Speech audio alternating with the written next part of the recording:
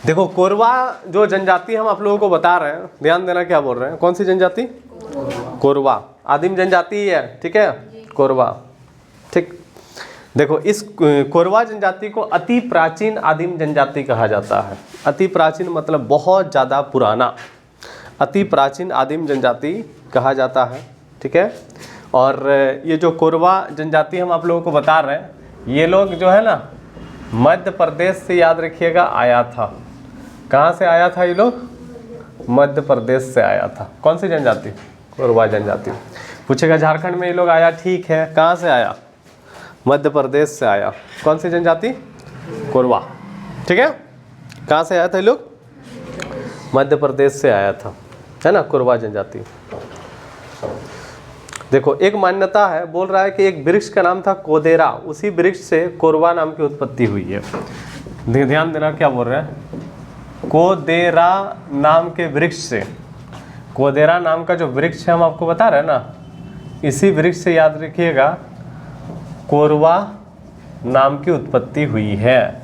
मतलब सवाल आपको पूछेगा कि कोरवा जो आपको हम बता रहे हैं, इस नाम की उत्पत्ति कौन से वृक्ष से हुई है? कोदेरा नाम के वृक्ष से हुई है, ठीक है ना। देखो ये दो भागों में बटा हुआ, एक पहाड़ी कोरवा, एक डी कोरवा, है ना। कोरवा दो भागों में बटा हुआ, एक हो जाएगा आपका पहाड़ी कोरवा और दूसरा हो जाएगा डी कोरवा, ठीक है। देखो पहाड़ी कोरवा जो है ना, ये आपका इसका क्षेत्र हो जाएगा पहाड़ी इलाका, और डी कोरवा जो है इसका क्षेत्र हो जाएगा, डी का मतलब है गांव होता है, लोग गांव में रहता है ना। डी का जैसे गांव के बगल में डी लगाते हैं हम लोग, पाक डी, सरखेल डी, बहुत सारा डी है ना। तो जैसे ये दो भागों में बटा, पहाड़ी कोरवा जो पहाड़ी वाला इलाका में रहेगा, जो डी कोरवा ये गांव वाला इलाका में रहेगा। बात समझ में आ रहा है क्या बोल रहे हैं? पहाड़ी कोरवा हो जाएगा पहाड़ी वाला इलाका में, और डी कोरवा जो है ये गांव वाला इलाका में रहता है, ठीक है। दोनों में यही अंतर है।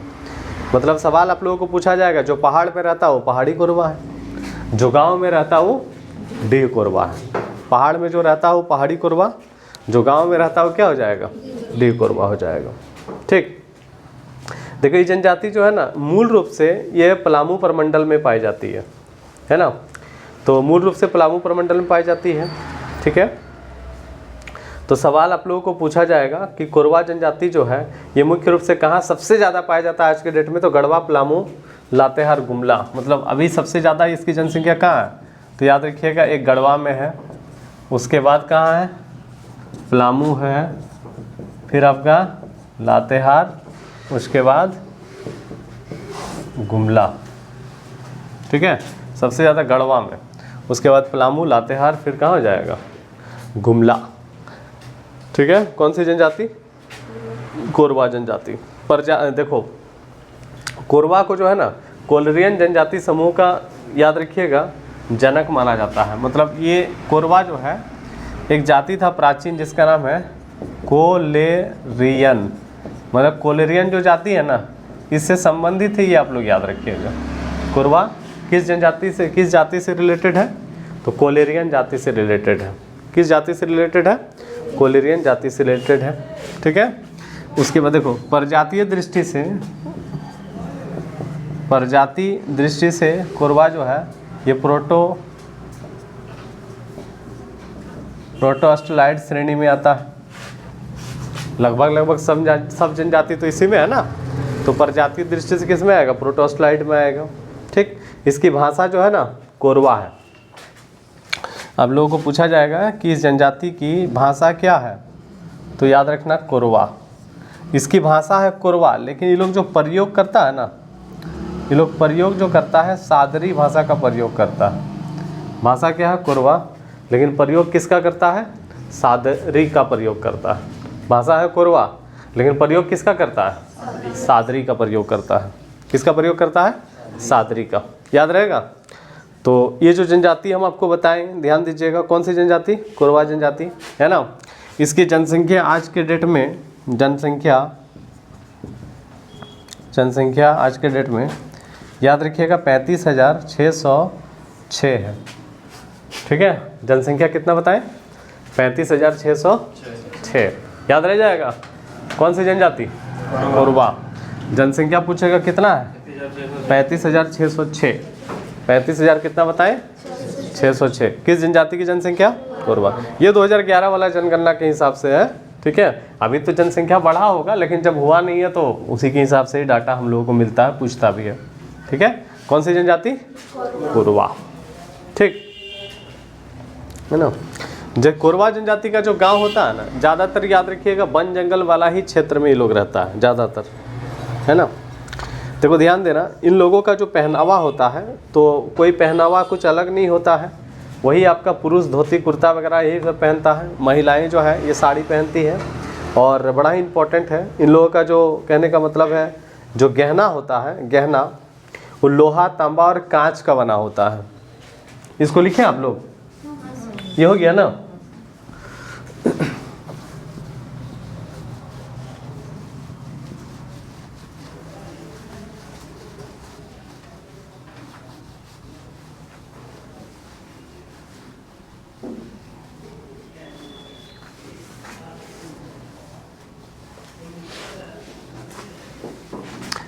देखो ध्यान देना, क्या बोल रहे हैं, इन लोगों का जो गहना होगा, गहना मतलब आभूषण किसका बना होगा? लोहा होगा, तांबा होगा और कांच का बना गहना होता है, ठीक है। साथ ही याद रखिएगा इस जनजाति में गोदना का भी प्रथा प्रचलित है। लोहा, तांबा, कांच का बना होता है गहना, गोदना का भी प्रथा प्रचलित है। देखिए समाज जो है सब जनजाति में लगभग पिता का वंश है। इसमें भी समाज कैसा है? पितृसत्तात्मक। मतलब समाज में किसका वंश चलता है? पिता का वंश चलता है। किस जनजाति में? कोरवा जनजाति में। समाज पूछेगा तो पिता का वंश चलता है, और जहाँ पर भी पिता का वंश चलेगा वहाँ पे पिता का संपत्ति किसको मिलेगा? बेटा को मिलेगा, पुत्र को मिलेगा, पुत्री को नहीं मिलता है, ठीक है ना। हाँ, गोदना वो जो शरीर में टैटू वगैरह बनाता है ना, वही है। और देखो ध्यान, इसमें जो है ना ज़्यादातर बोलता है कि एकल परिवार का प्रथा है। परिवार ज़्यादा मिलेगा, एकल परिवार मतलब एकल परिवार जब किसी में मिल रहा है ना, मतलब जनजाति में, आदिम जनजाति में ज़्यादातर में एकल परिवार है। एकल परिवार मतलब क्या कि आप शादी उदी हुआ तुमको अलग कर देगा, बात सही में रहा। तो ज़्यादातर कैसा परिवार मिलता है? एकल परिवार मिलता है। किस जनजाति में? कोरवा जनजाति में, ठीक है। ध्यान देना क्या बोल रहे हैं। तो इसमें जो गोत्र होता है ना, इसमें जो गोत्र होता है, गोत्र को याद रखिएगा किली कहा जाता है। गोत्र को क्या कहा जाता है? किली, ठीक है। और इस जनजाति का प्रमुख गोत्र लिखिए, एगो लिखो प्रमुख गोत्र है आपका, एक लिखो काशी, एक लिखो सुइया, ठीक है। प्रमुख गोत्र क्या बताएं? काशी हो गया, सुइया हो गया, खरपो, कोकट, एक लिखो खरपो लिखो, कोपट लिख दो, ठीक है। कोपट और एगो याद रखिएगा बुचुंग,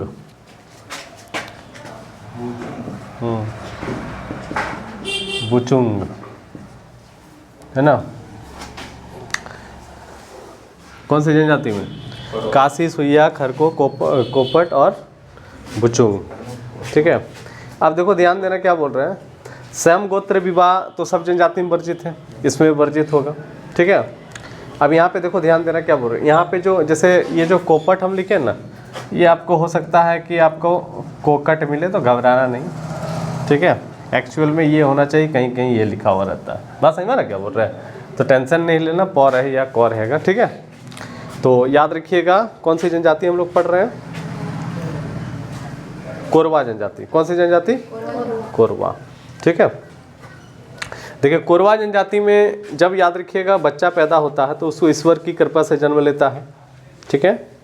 और बड़ा ही इम्पोर्टेंट है, प्रसव समय प्रसूति को जिस मतलब कहाँ, कहने का मतलब है कि जिस जहाँ रखा जाता है ना, प्रसूति मतलब समझते हो ना, तो जहाँ पर याद रखिएगा हाँ, प्रसूति को जहाँ रखा जाता है, प्रसूति जो होता है ना, प्रेग्नेंट महिला, हाँ, जिसको जहाँ रखा जाता है उसको क्या बोला जाता है?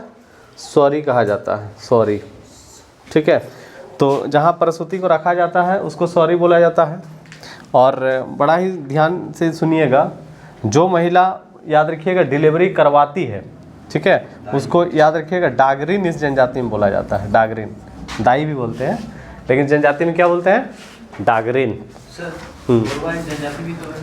क्या? कोरवा एक जनजाति भी तो है। तो कोरवा जनजाति ही तो है ये तो आदिम जनजाति है ना। ना, आदिम में ही आता है कोरवा, झारखंड में आदिम में ही आता है। तो याद रखिएगा जहाँ पे प्रसूति को रखा जाता है उसको सॉरी बोला जाता है, और जो महिला डिलीवरी करवाती है उसको क्या बोलते हैं? डागरिन। क्या बोलते हैं? डागरिन। ठीक है, डागरिन। और जब विवाह का बात आता है, ध्यान देना है क्या बोल रहे हैं, लिखें इसको, आप लोग लिख लिए?